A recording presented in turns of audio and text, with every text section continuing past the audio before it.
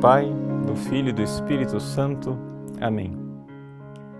Inspirai o Senhor as nossas ações e ajudai-nos a realizá-las, para que em vós comece e para vós termine tudo aquilo que fizermos, por Cristo Senhor nosso. Amém. Santa Maria, Mãe de Deus, rogai por nós. Em nome do Pai, e do Filho e do Espírito Santo. Amém. Muito bem, alegria estarmos juntos aí, hoje nas vésperas da festa da memória de São Luís Gonzaga, que é o padroeiro da juventude católica. O Papa Pio XI, na sua carta Singular e Illud, de dia 13 de junho de 1926, proclamou São Luís como padroeiro da juventude católica. E a pergunta é se não seria melhor escolher um outro santo, porque a juventude quer um modelo imitável, não é isso? E parece São Luís um santo inatingível, ou seja, tão distante da nossa juventude atual, um seminarista do século XVI, com um lírio de pureza na mão, né? Como é que São Luís pode ser imitado pelos nossos jovens? Será que a Igreja não errou de colocar São Luís como padroeiro da juventude? É isso que nós gostaríamos de responder no nosso programa hoje, e quero responder desde o início com muita clareza. A Igreja acertou, e acertou muito, ao escolher São Luís Gonzaga como padroeiro da juventude. Por uma razão muito simples. Primeiro, a gente não se deve deixar iludir, né, pela imagem de São Luís. São Luís, né, está nas imagens, está vestido de acólito, não é? Com a batina, o sobrepeliz, porque de fato ele tinha um ministério de acólito, que foi o que ele recebeu todos os ministérios, ou seja, as ordens menores, não é?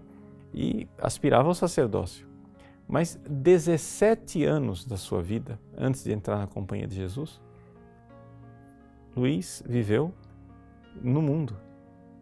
E viveu no mundo, não no mundo hermeticamente fechado e protegido, muito pelo contrário, viveu num dos mundos mais difíceis daquela época. Veja, se você estudar o nosso curso de História da Igreja Medieval, você vai ali aprender a respeito do Renascimento. E nós explicamos para as pessoas que o fenômeno do Renascimento ele aconteceu no norte da Itália, exatamente no lugar onde São Luís nasceu. E o que é que havia de peculiar no Renascimento? O que havia de peculiar no Renascimento é que ali aqueles condados, marquesados e ducados que estavam ali no norte da Itália, todos eles faziam parte do Império Germânico. Eram príncipes eleitores. O próprio pai de São Luís, Ferrante Gonzaga, ele era marquês de Castiglione e era um príncipe eleitor do Império Germânico. Mas o que é que acontecia com estes príncipes eleitores do norte da Itália? Eles ficavam do outro lado dos Alpes e ali era um pouco a lei da selva. Ou seja, as brigas e os atentados, os golpes de Estado, a devassidão, era a ordem do dia. O mundo no qual se vivia no norte da Itália não era um mundo muito edificante e muito católico, muito pelo contrário. Embora a família de Luís fosse, comparado com os circunstantes, uma família até bastante virtuosa, mas o ambiente de corte no qual viveu Luís Gonzaga não era um ambiente por nada edificante, muito pelo contrário, não é? Então, foram 17 anos de vida num mundo que o convidava a se esquecer de Deus. E Luís se voltou para Deus. Por isso, sem dúvida nenhuma, eu penso que Luís é um modelo, sim, para os jovens de hoje. Não somente isso. São Luís é um modelo para os jovens de hoje. Por quê? Porque para os jovens, a gente deve pedir tudo. É importante você saber disso, não é? Ou seja, o jovem, ele é feito para o heroísmo. Então, se você quer mudar a vida de um jovem, não negocie. Ou seja, não peça para o jovem dizer o seguinte: olha, entregue 10% para Deus. Não, aí depois você vai e entrega 20%, depois você entrega 30%. Não. Isso não funciona com o jovem. O jovem que realmente, né, quer seguir a Deus, ele, quando ele é desafiado para entregar tudo, absolutamente tudo para Deus, seja em qual for o estado de vida, seja através do celibato, seja através do casamento, mas entregar tudo radicalmente, o jovem se sente interpelado. Não é? E é importante nós vermos o exemplo de um jovem que entregou tudo desde o início. Luís se converteu aos 7 anos de idade. Isso é que é fantástico com São Luís. São Luís foi um eleito de Deus. Você vai dizer assim, mas padre, exatamente por isso eu acho que ele não é modelo, porque assim, ele é tão perfeitinho do início ao fim, não cometeu jamais, disse São Roberto Bellarmino, que era confessor dele, que Luís jamais cometeu um pecado mortal. Como é que você pega uma pessoa que nunca cometeu um pecado mortal e coloca como exemplo para os jovens? Bom, o fato é que é exatamente aí. Se nós colocamos aquilo que é a realidade da santidade no seu lugar verdadeiro, ou seja, numa santidade desafiadora, é ali que o jovem precisa se entregar. Mas nós vamos comentar isso mais um pouco no final do programa, uma vez que você tem uma ideia da vida de São Luís Gonzaga. Algumas coisinhas nós já dissemos da vida de São Luís. São Luís nasceu de uma família devota, católica, Ele era o primeiro filho, portanto, o herdeiro do título de príncipe, eleitor do Império Germânico. Ele, portanto, foi educado desde o início para ser o sucessor do seu pai. O seu pai, Ferrante Gonzaga, era marquês de Castiglione e toda aquela área da Itália tinha uma grande presença da família Gonzaga. O Ducado de Mantua era também dos Gonzaga e vários outros principados. A mãe de Luís também era nobre, ela era della Rovere, uma família importante do Piemonte. E os dois, Ferrante e Marta, os pais de São Luís, se conheceram na corte dos reis de Espanha, Filipe II e a rainha Isabela eram, digamos assim, parentes dos dois, portanto nós estamos aqui falando de uma família muito nobre. Pois bem, Luís foi educado então desde o início pela sua mãe, que era extremamente piedosa. E é interessante ver como Luís era uma mistura da piedade da mãe e da determinação do seu pai. O pai de São Luís era realmente um cabeça dura e São Luís herdou isso do pai. Pois bem, ali a mãe piedosa, que começou a educar o menino na piedade, e as primeiras palavras, a mãe cuidou desde criança para que as primeiras palavras que ele pronunciasse ao aprender a falar não fosse papai e mamãe, mas fosse Pai Nosso e Ave Maria. Ou seja, para que as primeiras palavras da criança fossem orações dirigidas a Deus. A criança então cresceu assim, piedosa. Mas acontece o seguinte, o pai queria que o menino fosse um militar. Ou seja, naquela época, naquelas circunstâncias políticas do norte da Itália, ele precisava ser um exímio militar para defender o feudo, do qual ele era o príncipe herdeiro. Pois bem, o pai então desde criança levou o menino para o ambiente militar. Então com 4 ou 5 anos de idade, o pai já mandou fazer uma pequena armadura para o filho, um pequeno capacete, espada, e o menino andava com pólvora no cinturão, com um arcabuz de verdade, para aprender a disparar e dar tiros.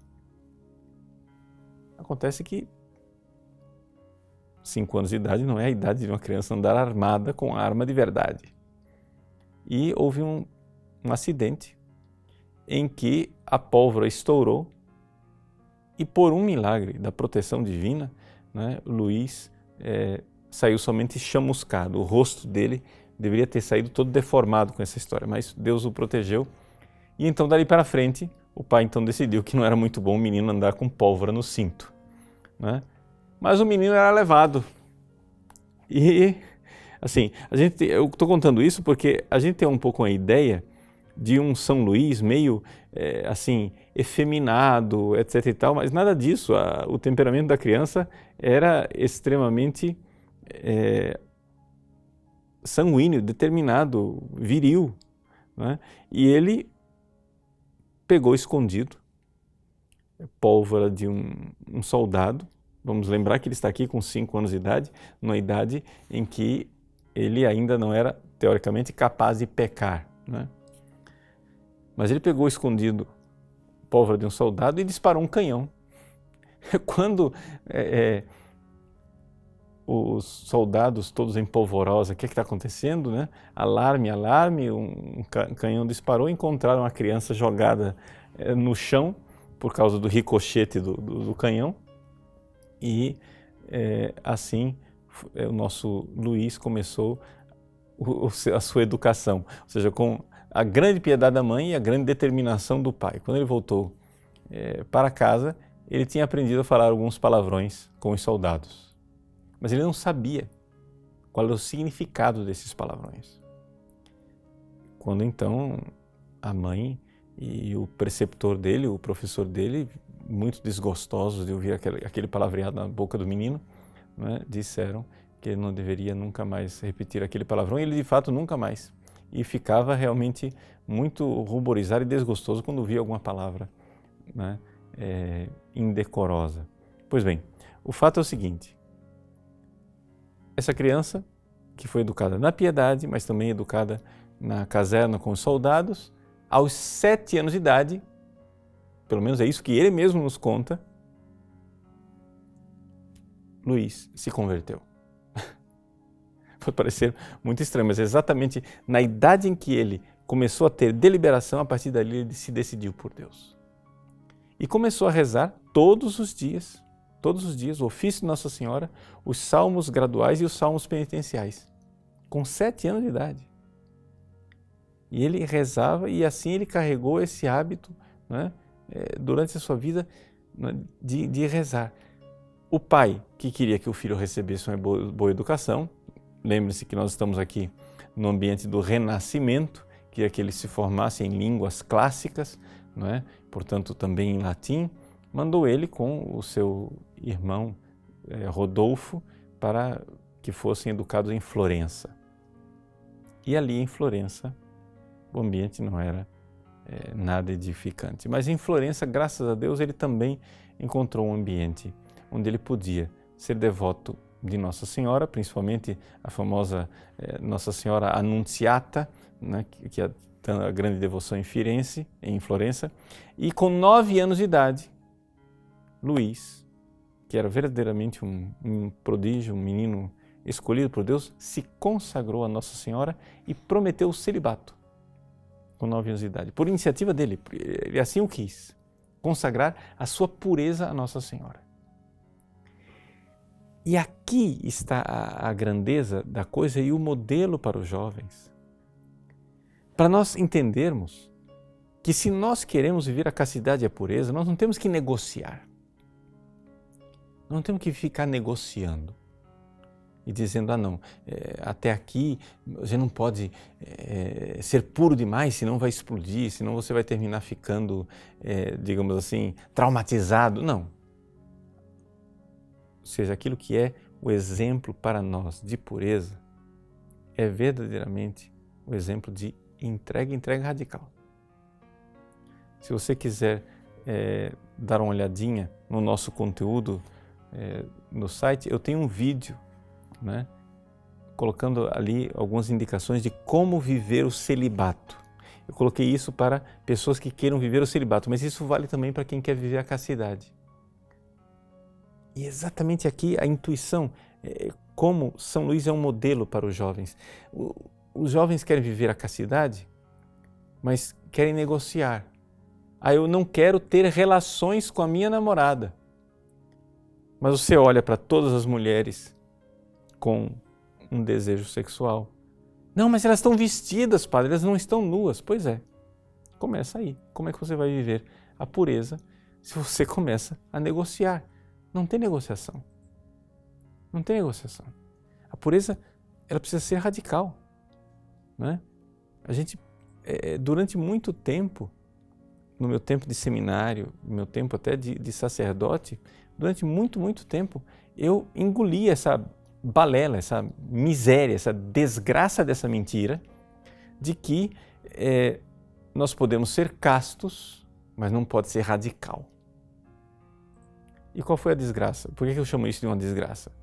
Por quê? Porque quando você não corta radicalmente as coisas, e você fica concedendo, fazendo pequenas concessões a esse pensamento carnal mundano, você entra dentro de um processo que o ponto final, meu irmão, né, será o pecado mortal. Então você entra desnecessariamente num turbilhão, numa briga interior para manter a castidade que é impossível. Então, São Luís é exemplo para os jovens exatamente porque a pureza que nós precisamos pedir a Deus é esse tipo de pureza da qual São Luís nos dá o exemplo, sem concessões, sem concessões. São Luís viveu, depois de que ele foi a Florença, depois ele foi para Mantua, não é? E de Mantua, também uma outra corte difícil como ambiente, e depois ele foi para a Espanha, não é? E na corte da Espanha ele decidiu ser jesuíta, com 15 anos de idade. Mas nesse processo todo, ele sempre soube guardar os olhos. Por exemplo, ele viveu na corte da rainha da Espanha e ele era tão radical em guardar o seu olhar que ele não era capaz de identificar quem era a rainha, porque ele nunca olhou para a rainha diretamente. Tal era o esforço dele de resguardar o seu olhar, a sua pureza. Claro que nós estamos falando aqui de uma virtude heróica, mas é exatamente aqui que está o modelo para nós. Ou seja, ou nós guardamos verdadeiramente a nossa pureza, ou nós vamos entrar dentro desse redemoinho, dessa luta terrível. Não é? Então isso é exemplo não somente para aqueles que são celibatários, isso é exemplo também para aqueles que querem viver o matrimônio. Você chega e diz, não, mas padre, isso é muito radical, isso é terrível, o senhor vai castrar as pessoas desse jeito. Mas, meu irmão, pera lá. Se houvesse uma técnica que a gente pudesse implantar um chip na sua cabeça, e você, com esse chip, transmitisse os seus pensamentos numa tela, num monitor, que a sua namorada, a sua noiva, a sua esposa pudesse ver os seus pensamentos, isso seria ou não seria causa de briga? Ou seja, nenhuma esposa gostaria que o seu marido olhasse para a mulher, mesmo a mulher vestida, e a desejasse sexualmente. Então tem alguma coisa errada. Só que os homens fazem isso como se fosse inevitável. Ah, impossível. Não, não é impossível. Não é impossível. É possibilíssimo e nós devemos fazê-lo. Nós devemos guardar o olhar porque é ali que começa toda a desgraça. E São Luís, então, é esse exemplo de pureza para nós. Não é? Um exemplo de pureza preservado. Sem dúvida nenhuma. Bom, agora, não somente isso. Ele alcançou a santidade, por quê? Porque era muito, mas muito generoso nas penitências, muito generoso na oração. E aqui, novamente, nós temos que entender o que é a santidade. E nós perdemos a noção daquilo que é a santidade. A gente acha que um santo é uma pessoa boazinha. Não é isso. O santo não é uma pessoa boazinha. O santo é uma pessoa na qual Deus realizou uma transformação. De tal forma que, matando o egoísta que está dentro de nós, não é? Nós então colocamos todas as nossas potências, as nossas energias interiores voltadas para Deus, a amar a Deus. Né? E isto não deixa absolutamente ninguém nem recalcado e nem frustrado e nem neurotizado, porque o amor não neurotiza. Se São Luís fazia essas coisas, fazia por amor a Deus. E o amor dele era tão claro, o amor dele era tão esplêndido e maravilhoso, que quando a mãe dele ia depois visitar o seu quarto, ela sabia onde Luís tinha se ajoelhado para rezar, porque ela tinha uma poça de lágrimas. Ele, ao meditar o amor de Cristo na cruz, ele, sem dúvida nenhuma, se entregava de tal maneira que ali ele só sabia chorar de gratidão. Chorar de gratidão. E ele alcançou uma capacidade de rezar e de orar e de elevar a sua alma a Deus antes mesmo da sua primeira comunhão. Com 11 anos de idade, esse menino não tinha recebido ainda a primeira comunhão e já tinha uma vida espiritual extraordinária, de tal forma que São Carlos Borromeu, arcebispo de Milão, cardeal arcebispo de Milão, passando por Castiglione, quando viu aquela criança, fez questão de ele dar ao pequeno herdeiro, né, do marquesado de Castiglione, Luís, dar a primeira comunhão. E ele recebeu. Então, um santo deu a primeira comunhão a outro santo. São Carlos Borromeu deu a primeira comunhão a São Luís Gonzaga. E a partir dali, ele, então, começou a comungar com a frequência que era possível naquela época, né? Você sabe que naquela época não havia comunhão diária, mas então ele começou a comungar, né, de forma mais frequente.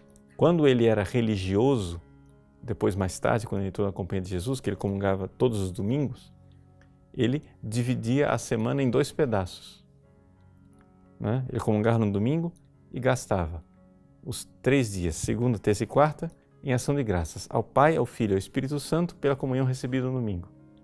E depois, a outra metade da semana, né?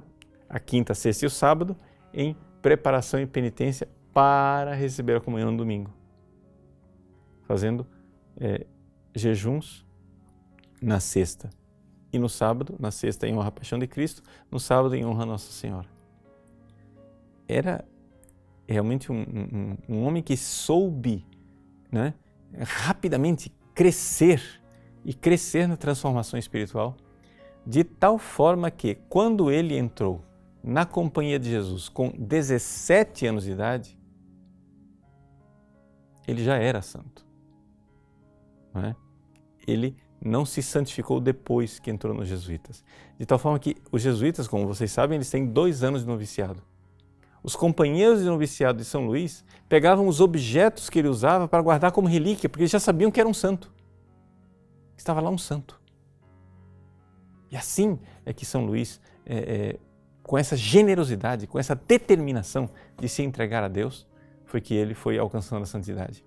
Essa foi aqui a primeira parte da vida de São Luís, que eu quero continuar partilhando com vocês depois do intervalo, mas é importante nós olharmos para este modelo e essa radicalidade de Luís como exemplo para os jovens. A igreja é muito sábia, é muito mãe, ao colocar um jovem tão radicalmente puro e tão radicalmente santo como exemplo para os jovens, porque os nossos jovens precisam ser desafiados a entregar tudo. O jovem foi feito para o heroísmo, não foi feito para negociar, porque o amor, ele não se negocia. A medida do amor é o amor sem medidas. Vamos fazer um pequeno intervalo e a gente volta já já para continuarmos a nossa reflexão a respeito da vida de São Luís Gonzaga.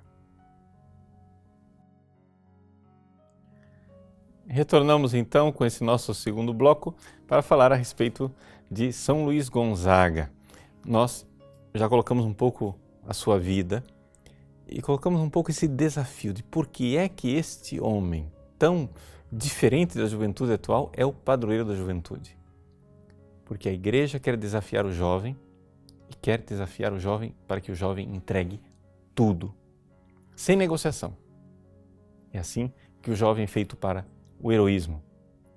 Nós estávamos falando que São Luís Gonzaga viveu como jovem numa corte onde ele tinha tudo para se dissipar, para se perder. No entanto, ele tomou a firme resolução de que ele seria de Deus e iria se consagrar a Deus. Com 13 anos de idade, ele começa a enxergar que ele tem que ser religioso. E começa então a pensar qual seria a congregação religiosa a qual ele se dedicaria. Ele pensou, por exemplo, nos capuchinhos, por causa da penitência. Ele era um homem muito penitente. Quando São Luís Gonzaga morreu, e eles foram limpar o cadáver para prepará-lo para o enterro, viram os seus joelhos com calos enormes, porque a sua vida inteira ele passou mais tempo de joelhos do que de pé, poderíamos dizer. Tal era a sua vida de oração. Né? E aqui a coisa marcada da realidade da santidade. As pessoas perderam a noção do que é a santidade. Para as pessoas, a santidade é um moralismo. As pessoas olham para São Luís Gonzaga e dizem, não, é um moralismo, tudo é pecado, pecado, pecado, pecado. Não, tudo é amor, amor, amor, amor, é isso que é a santidade. E a santidade é uma ação divina, vocês têm que entender isso, nós temos que entender isso, porque senão nós não seremos santos. O Concílio Vaticano II disse que existe uma vocação universal à santidade, mas se nós não entendermos como é o mecanismo da santidade, como é que a santidade acontece, nós não seremos santos. Ou seja, nunca a Igreja pregou tão claramente a vocação universal à santidade e nunca as pessoas ficaram tão esquecidas do que é verdadeiramente a santidade. A santidade é um processo de transformação onde Deus é o ator, é o agente, é aquele que faz a transformação em nós. Então, não é possível ser santo sem rezar e sem rezar muito. Repito, rezar e rezar muito. Ou seja, São Luís, seguindo as orientações dos diretores espirituais da sua época, ele colocou que ele tinha que rezar, meditar, né, conforme os manuais de oração de São Pedro Canísio, né? Ele tinha que rezar, pelo menos fazer uma meditação de 1 hora seguida. E ele se determinou que ele iria fazer uma meditação de 1 hora sem distração. Então acontecia assim, ele começava, meditava meia hora, acontecia uma distração, pronto, ele zerava. Não, vou começar outra vez. E assim ele recomeçava. Né? E ele recomeçava de tal forma que muitas vezes ele ficava 5, 6 horas rezando para conseguir fechar 1 hora de oração sem distração. É claro que nós estamos aqui falando de um heroísmo, né? E de uma grandeza e de uma generosidade muito grande, mas isso nos leva a entender, você jovem, se você quer ser santo, você não será santo sem rezar. Por quê? Porque é necessário que Deus entre a transformar o seu coração, de tal forma que uma vez que você passou pelo processo de purificação, o santo, não é? Nos estágios mais elevados, ele está continuamente com Deus e pensando em Deus o tempo todo. Tanto que quando Luís, que já era santo, quando entrou na Companhia de Jesus, no noviciado, com 17 anos de idade, ele recebeu uma ordem maluca dos seus superiores. Né? Os superiores viam que ele era meio fraquinho, meio assim, de compleição física, né, frágil. Então, o superior disse, olha, para que você não se desgaste tanto pensando em Deus o tempo todo e rezando o tempo todo, então, em nome da santa obediência, você tem que pensar em outras coisas, não somente em Deus. Maluquice, porque ele já era santo. Deus já havia transformado o coração dele de tal forma que ele não conseguia não pensar em Deus. Então ele confidenciou, né, para os seus colegas que aquilo estava desgastando ele de uma forma maluca, que ele estava perdendo a saúde na tentativa de pensar em outras coisas que não fosse Deus, porque ele só conseguia pensar em Deus o tempo todo. E como é que isso acontece na vida de uma pessoa? Bom, vamos entender aqui. O padre Garrigou Lagrange, no seu famoso 3 idades da vida interior, ele diz, quando ele fala dos santos que estão na idade espiritual dos perfeitos, ou seja, na 6ª e 7ª morada, que é onde estava São Luís a essa altura do campeonato, né?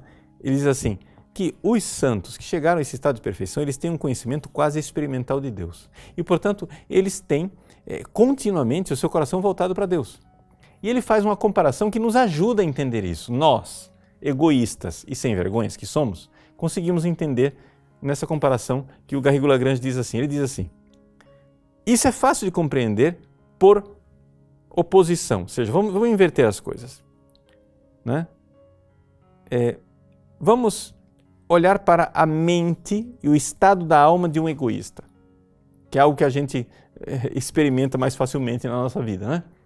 Então, a gente não sabe como é a alma de um santo, então, tudo bem, olha para a alma do egoísta, ou seja, olha para você mesmo, nós que somos egoístas.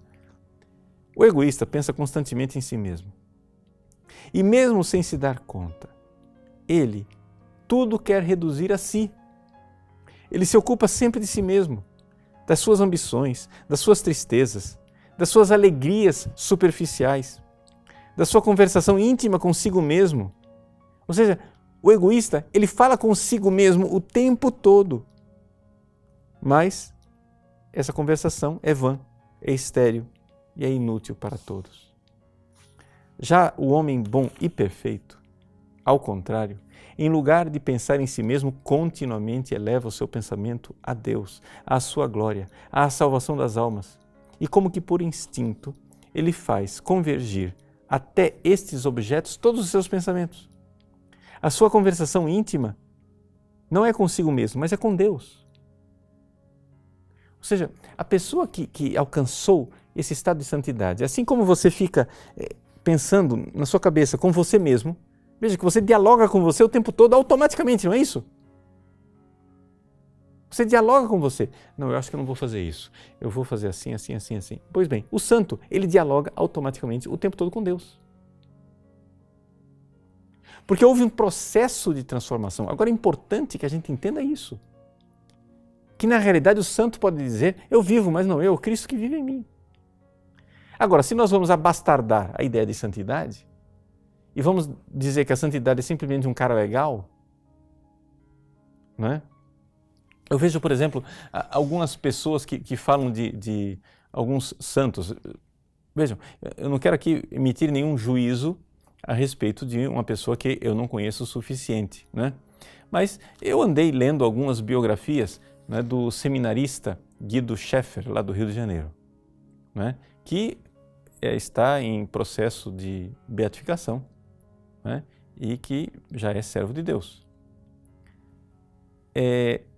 Eu vejo realmente que ali, principalmente uma biografia que eu tenho em mente, que cita muito o diário espiritual dele, você vê claramente a transformação, como ele saiu de uma vida de pecado e de egoísmo para uma vida de santidade e foi crescendo, né?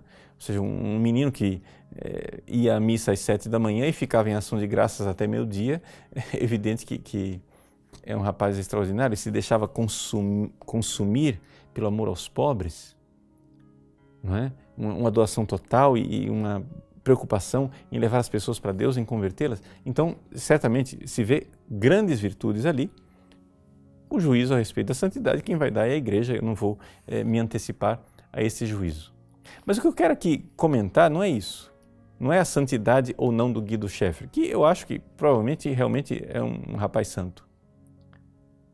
Mas o que eu quero comentar aqui é o malveso, é a mania ridícula de algumas pessoas que querem promover o Guido Schaeffer dizendo,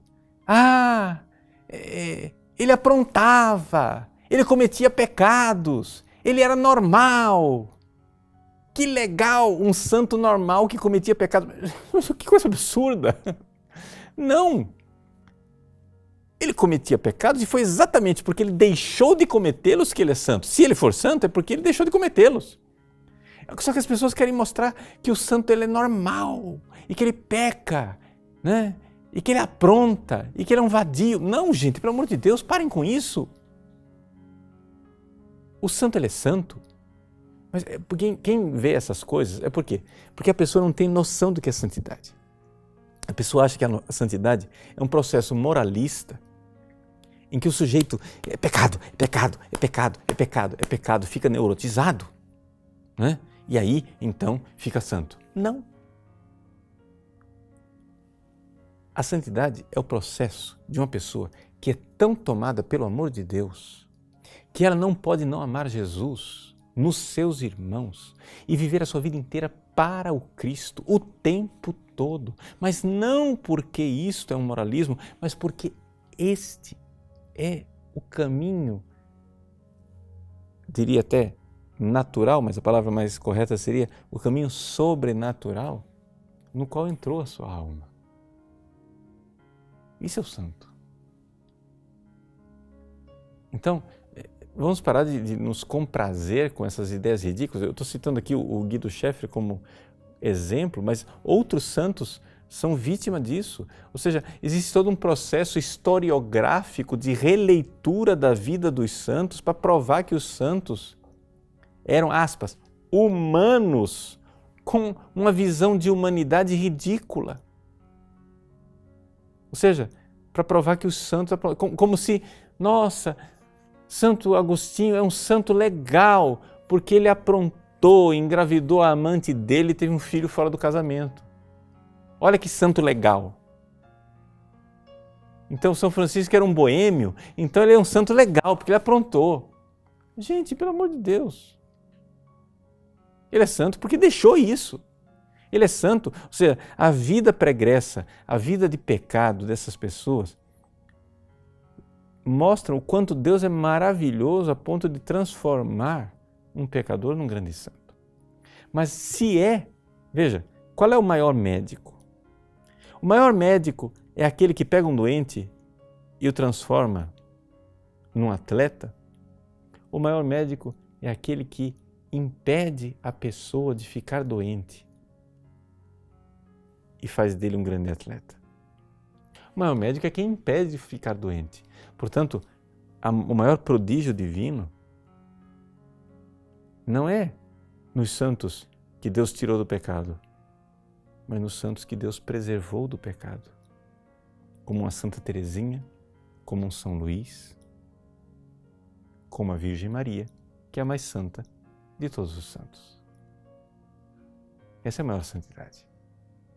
E se nós, como diz a oração, da festa de São Luís, e se nós não podemos imitar Luís na sua inocência, pelo menos o imitemos na penitência. Mas nem por isso nós podemos amesquinhar a santidade e fazer com que São Luís se molde aos nossos parâmetros, rebaixá-lo e dizer, não, é impossível, é impossível esse nível de pureza. Não, nós devemos nos alegrar e dizer, meu Deus, que coisa linda esse nível de pureza. E se eu não fui puro assim, e se eu me manchei na minha vida, eu quero fazer penitência para chegar um pouquinho mais próximo daquele que é a pureza que Deus quer para mim. Pois bem, São Luís, então, era um homem que vivia uma íntima vida de oração. Só que ele passou por uma grande dificuldade. A dificuldade de que o seu pai queria um herdeiro, via a virtude do filho, exatamente porque ele via a virtude do filho. Ele queria que esse filho realmente fosse seu herdeiro. Mas aí o que aconteceu? Aconteceu que Luís decidiu ser jesuíta.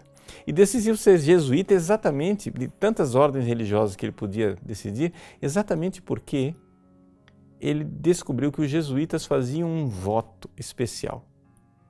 O voto de não aspirar a dignidades eclesiásticas. Portanto, eles não podiam ser bispo, cardeal, etc. e tal, a não ser que o Papa pedisse isso por obediência a eles. Então, ele disse, bom, é essa congregação que eu quero ir. É essa ordem que eu quero entrar. Então ele foi e pediu para entrar nos jesuítas. O pai, evidente, não concedeu. Mas esse filho foi insistente. Como eu disse, ele era cabeçudo. Até que um dia, depois de... Aqui eu estou resumindo uma história de 2 anos. Se vocês quiserem olhar mais detalhes, depois eu vou dar algumas indicações de leitura a respeito da vida de São Luís. Mas se vocês seguirem essa história, a trajetória dele de 2 anos, dos 15 aos 17 anos de idade, foi o momento mais terrível da vida dele, em que Luís lutou mesmo para conseguir se consagrar a Deus, porque o pai não queria.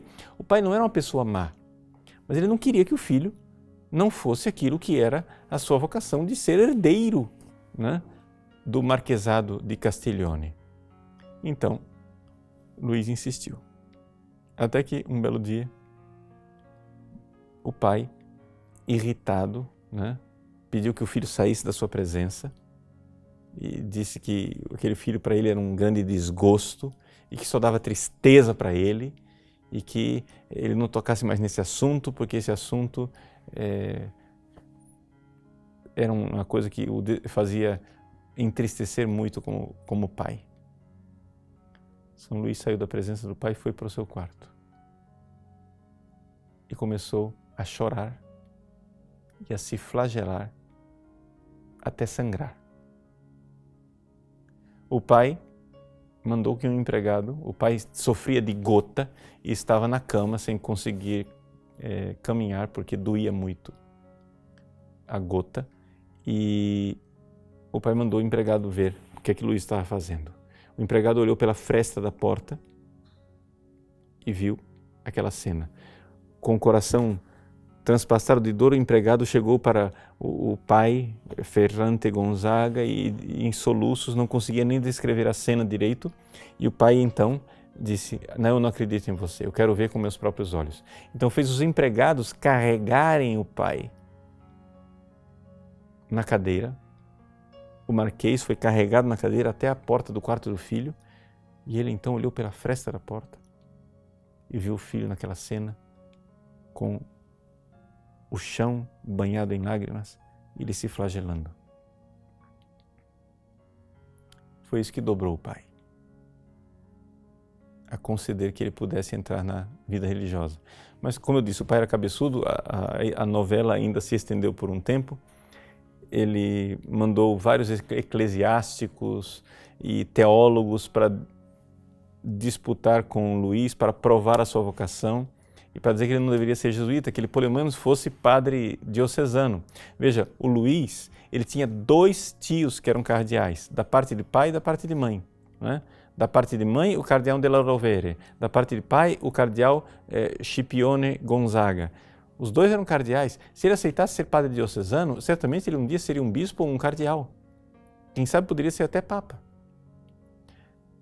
Mas ele não. Ele não queria dignidades, ele queria se esconder. Ele queria a humildade.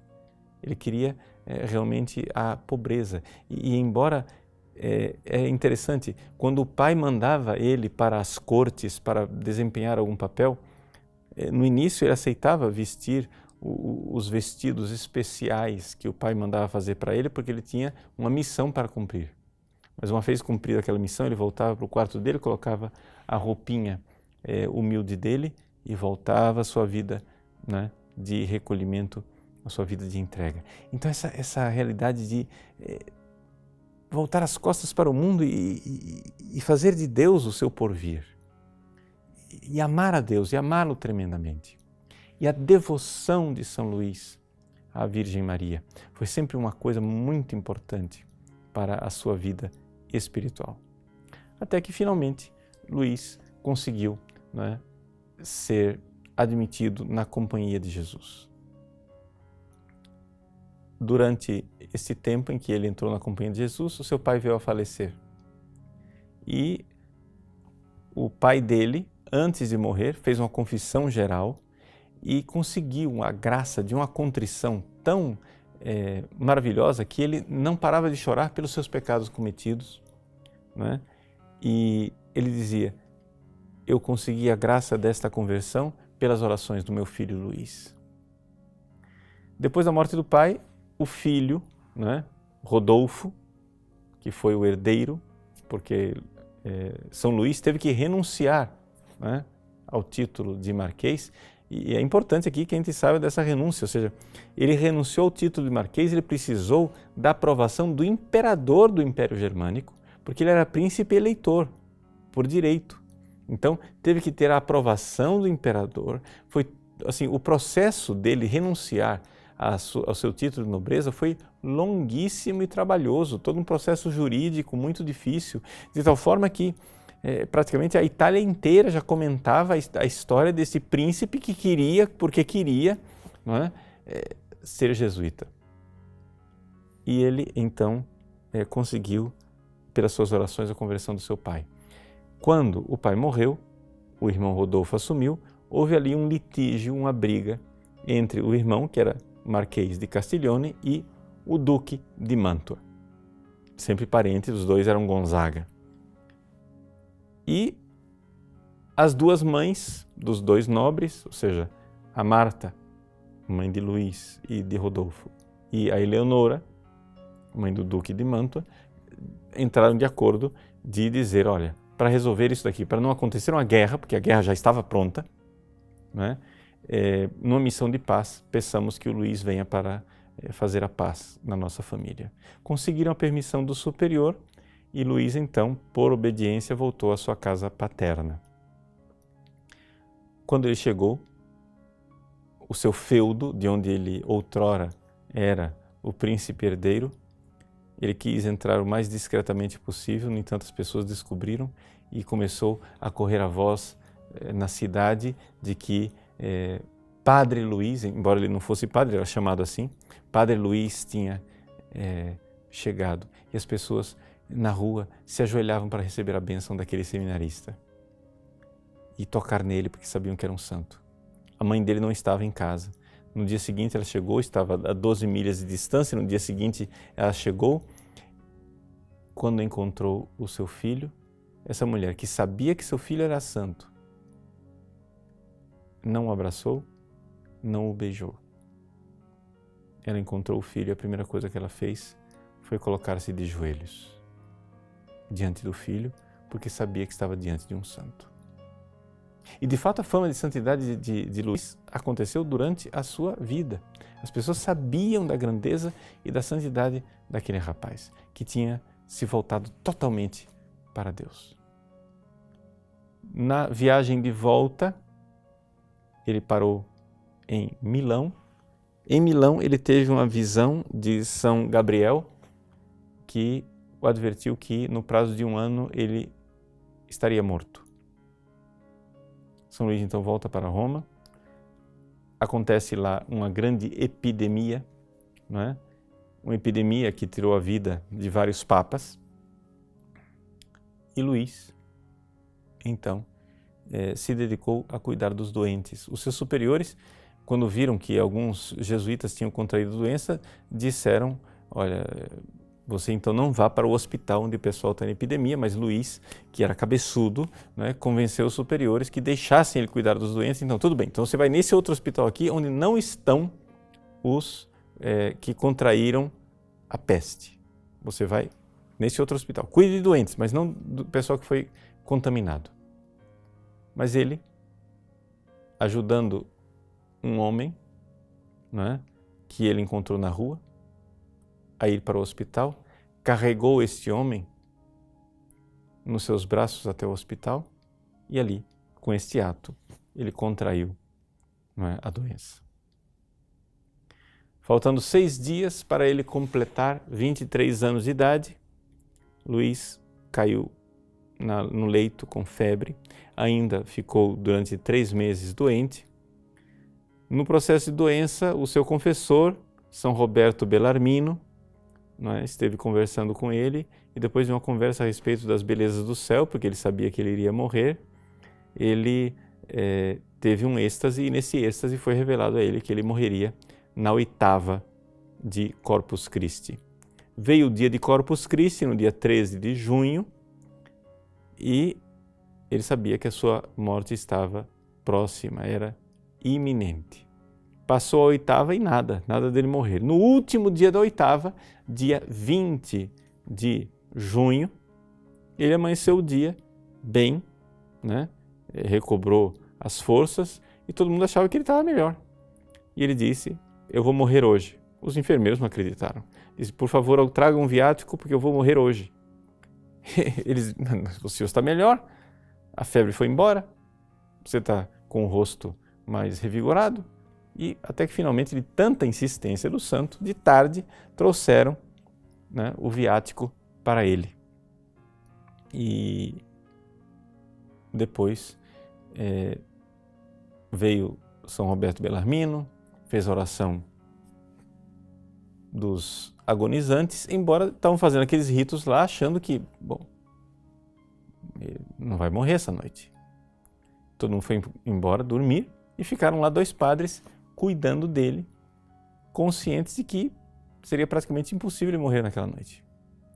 E na noite de 20 para 21 de junho, portanto, numa noite como a de hoje é dia 20, amanhã é dia 21, na noite como a de hoje, São Luís, de repente, né, caiu absolutamente enfermo, começou a agonizar. Ele, que tinha recebido a indulgência plenária do Papa, também fez questão de ficar olhando para um crucifixo que tinha indulgências e tinham colocado um chapéuzinho para proteger ele do frio. Ele tirou o chapéu e os enfermeiros achavam que era um gesto inconsciente de um agonizante, colocaram o chapéu de volta. Ele tirou outra vez e disse: olha, nesse frio você vai ficar com a cabeça descoberta? Eu quero morrer como meu Senhor, que morreu com a cabeça descoberta. E olhando para Jesus, pronunciando o nome de Jesus, São Luís entregou a sua cândida alma a Deus. E ele, evidente, com essa fama de santidade, logo foi beatificado, não é? Num espaço de menos de 20 anos, 15 anos, ele foi beatificado. A sua mãe estava presente na sua beatificação. Que coisa extraordinária para uma mãe que sabia que seu filho era santo, participar da beatificação do próprio filho. É uma graça que não tem nome, uma coisa extraordinária. Santa Maria Madalena de Pazzi, uma santa carmelita, não é? Quando ouviu falar da beatificação de São Luís, enquanto narravam as coisas, ela teve um êxtase, uma visão, e descreveu a glória de Luís no céu. Não é? Quão glorioso era São Luís no céu. E assim nós temos esse dom precioso, esse lírio extraordinário de pureza, esse ideal para os nossos jovens, que são chamados a amar a Deus. Não interessa o seu estado de vida, não interessa o quanto você queira ser padre, religioso, monge, ou se você quer se casar e ter numerosos filhos para entregá-los a Deus. O que interessa é que, como Luís, nós temos que querer estar voltados e querer estar com Deus e falar de Deus o tempo todo.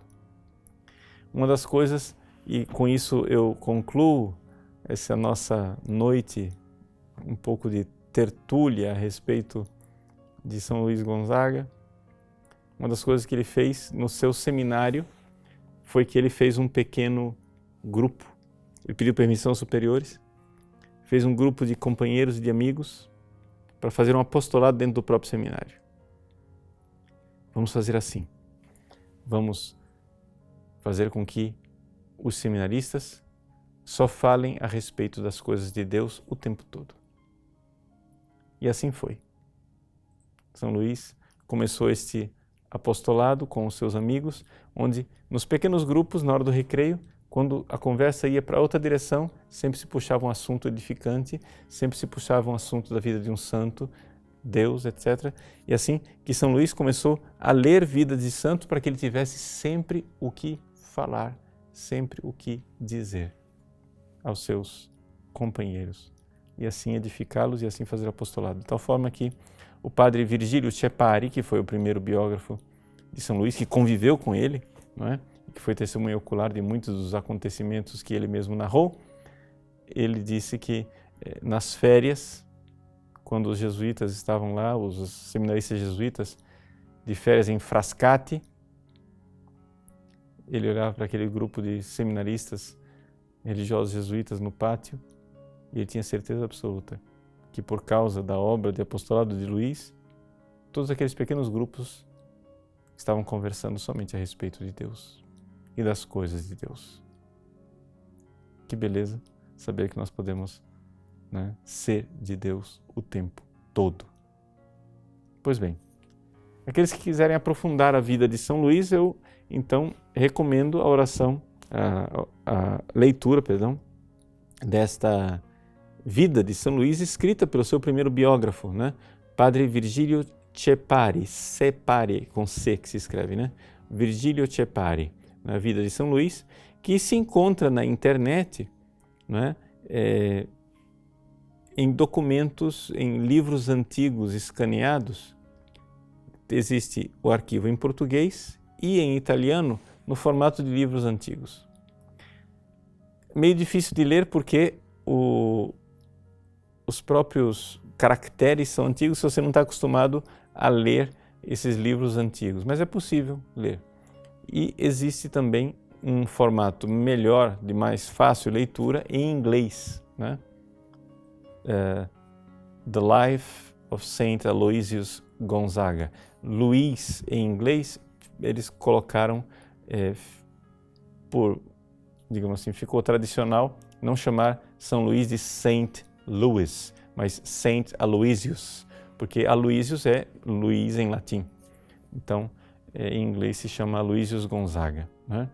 Então está aí a vida de São Luís, colocada aí à disposição de vocês. Existe também uma pequena biografia resumida no site Alexandria Católica, para aqueles que quiserem também ler uma biografia de São Luís mais resumida.